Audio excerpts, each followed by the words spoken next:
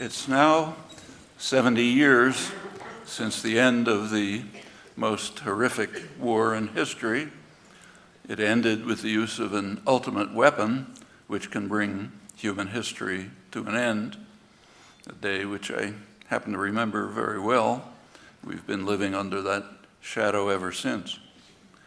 20 years later, two of the leading figures of 20th century intellectual life, Bertrand Russell, Albert Einstein, issued an appeal to the people of the world, calling on them to face a choice that is stark and dreadful and inescapable. Shall we put an end to the human race, or shall mankind renounce war? They recognized, of course, that war can very quickly turn into terminal nuclear war. In 1947, the Bulletin of Atomic Scientists established its famous doomsday clock, setting it 7 minutes to midnight.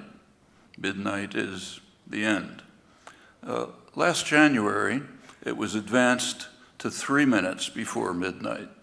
That's a threat level that had not been reached for 30 years, at a grim moment to which I'll return. The accompanying explanation invoked the two major threats to human survival: nuclear war, nuclear weapons, and unchecked climate change. The call condemned world leaders who are endangering every person on Earth by failing to perform their most important duty, ensuring and preserving the health and vitality of human civilization. The Russell-Einstein appeal differs from the current declaration in two crucial respects. One is that it did not include the threat of environmental catastrophe, which 50 years ago was not sufficiently understood. And secondly, it directly addresses the people of the world, not the political leadership.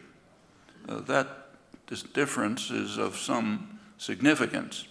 There's substantial evidence that on climate change, nuclear weapons planning, international policies generally, the population seems much more concerned than the political leadership, who do not regard their most important duty to be ensuring and preserving the health and vitality of human civilization, as ample evidence reveals. It's hardly a secret that even in the most free and democratic societies, governments respond only in limited ways to popular will. For the United States, it's well established in academic scholarship that a considerable majority of the population at the lower end of the income wealth scale are effectively disenfranchised. Their views are simply ignored by policymakers. Influence increases slowly as one moves up the scale, and at the very top, which means a fraction of 1%, policy is pretty much determined. That being the case, the attitudes at the top of the ladder are of very great significance. These are revealed dramatically in a poll of CEOs that was released last January at the Davos conference in Switzerland, the conference of masters of the universe, as the business press describes them. By rather ominous coincidence, this was just at the moment when the doomsday clock was advanced to 3 minutes to midnight. The poll revealed that climate change did not merit inclusion among the top 19 risks that concern CEOs. Worse still, at the top of their ranking of perceived risks was regulation. That is the prime method for addressing environmental catastrophe. But you ended that very cheerful talk. Did I miss something? All are trapped by an institutional logic that is deeply pathological and that must be cured, and quickly, if we are not to put an end to the human race. How do we go about doing that? It's easy. It's all in our hands. In the case of nuclear weapons, actually the answer is known. There are ways to end the threat of nuclear weapons. Furthermore, as many of you know, it's an obligation of the nuclear weapon states to carry out good faith efforts to eliminate nuclear weapons totally. That's Article 6 of the Non-Proliferation Treaty of 1970. That's furthermore a legal obligation, as the International Court of Justice ruled some years later, 1996. And those efforts could be carried out. And unfortunately, we're going in the opposite direction.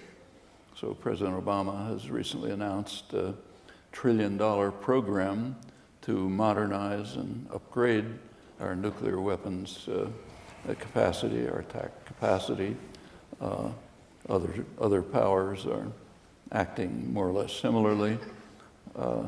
There are policies being conducted right now. I mentioned Ukraine, but it's not the only one, that are bringing the global situation to the point where it might lead to a perhaps accidental, perhaps intended nuclear strike. Incidentally, it's been known for many years, decades, that if a power launches a nuclear strike, first strike, it will be destroyed by the effects of the nuclear explosions. So there's no escape. It's any nuclear war that between any powers with any capacity will lead to virtual extermination. We know how to end it, but the steps that are being conducted are in the opposite direction. And there have been some potential, unfortunately aborted efforts to implement steps that would reduce the danger. So one major threat right now has to do with Iran. In the United States, it's commonly claimed by high officials, commentators, and others that Iran is the greatest threat to world peace. It's kind of interesting to compare this with global opinion. There are polls of global opinion taken by U.S. polling agencies, Gallup poll, a major one. The most recent, about a year ago, did ask people around the world, which country is the greatest threat to world peace? The United States won by a huge margin. Nobody else was even close. Second was Pakistan, which was probably inflated by the Indian vote. Fortunately, Americans are spared knowledge of these facts. The press refused to report them, but they're facts nevertheless. Anyway, here, it's Iran that's the greatest threat to world peace. There's interesting questions that one can ask about just what the threat is, but let's say there's a threat, whatever it may be. Is there a way to end it? Yeah, there are ways to end it.